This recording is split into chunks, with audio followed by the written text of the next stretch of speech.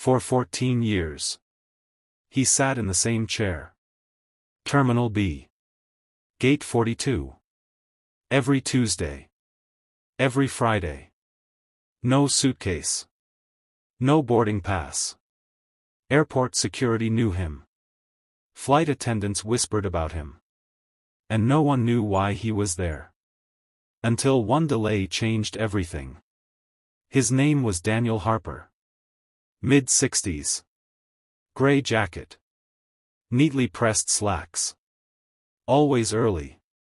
He arrived at 9:10 a.m. Bought a black coffee. Sat facing the runway.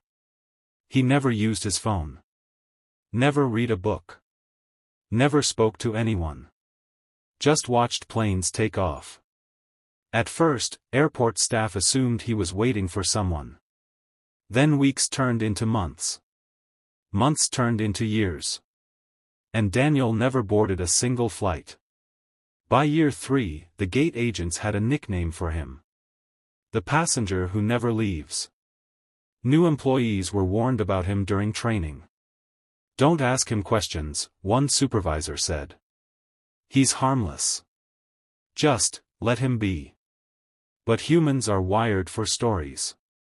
And the longer Daniel sat there, the more everyone wanted to know why.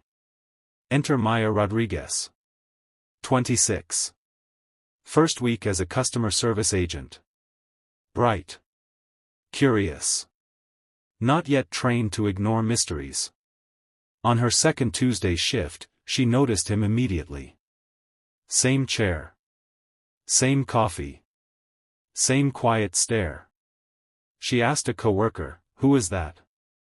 The response was instant. "Oh. That's just Daniel." Just Daniel. As if 14 years of routine didn't require explanation. By her third shift, Maya couldn't shake it. He wasn't scrolling. Wasn't fidgeting. Wasn't lost. He looked intentional. Like someone waiting for a moment that hadn't happened yet. That Friday, a thunderstorm hit the city. Flights were delayed for hours. Passengers grew restless. Kids cried. Announcements echoed endlessly. And for the first time, Daniel didn't look calm. He looked anxious. The final announcement came at 6:47 p.m. Flight 117 to Seattle is now cancelled. Something changed in Daniel's face. Not anger. Not frustration. Something closer to grief. He stood up. 14 years. And this was the first time anyone had ever seen him stand before sunset. Maya made a decision that would change both their lives. She walked over. "Sir," she said gently. "Are you okay?" He hesitated. For a moment, she thought he wouldn't answer. Then he surprised her. "I was supposed to be on that flight," he said. Maya glanced at his empty hands. "Do you need help rebooking?" He gave a small smile. "No. I haven't had a ticket in 14 years. Pause. But I was supposed to be on that flight." He told her the story. 14 years ago, his wife, Eleanor, had a conference in Seattle. He was supposed to go with her.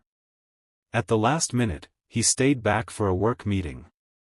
Next time, he told her. Her flight never landed. Mechanical failure.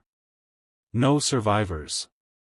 He cleared his throat before continuing. "For months, I kept thinking, if I had gone with her, maybe something would have been different. Maybe I would have noticed something. Maybe I would have changed seats. Maybe I would have." He stopped. "So I started coming here. Just to sit where I would have Saturday. To feel like I kept the promise."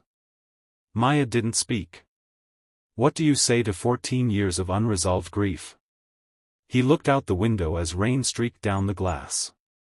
Today, he said quietly, was the first time that flight number came back. She blinked. I've been waiting to see it again. Not to board. Not to relive it. But to prove to himself, he could watch it leave. And survive. But it was cancelled. And somehow, that hurt more. Maya did something unexpected. She printed a standby ticket. Not for Seattle. For a short 45-minute flight to Denver. Departure, 8:05 p.m. She walked back to him. You don't have to go to Seattle, she said. But you don't have to stay here either. He stared at the ticket for a long time. 14 years is a heavy habit. But grief is heavier. At 8:03 p.m., Daniel Harper walked onto a plane. For the first time in 14 years. The next Tuesday, Gate 42 looked different. The chair was empty. Airport staff whispered. Speculated. Wondered. At 9:12 a.m., Daniel walked in. Coffee in hand. But this time, he didn't sit. He stopped by Maya's desk. I booked a real ticket, he said. Seattle. She smiled. When?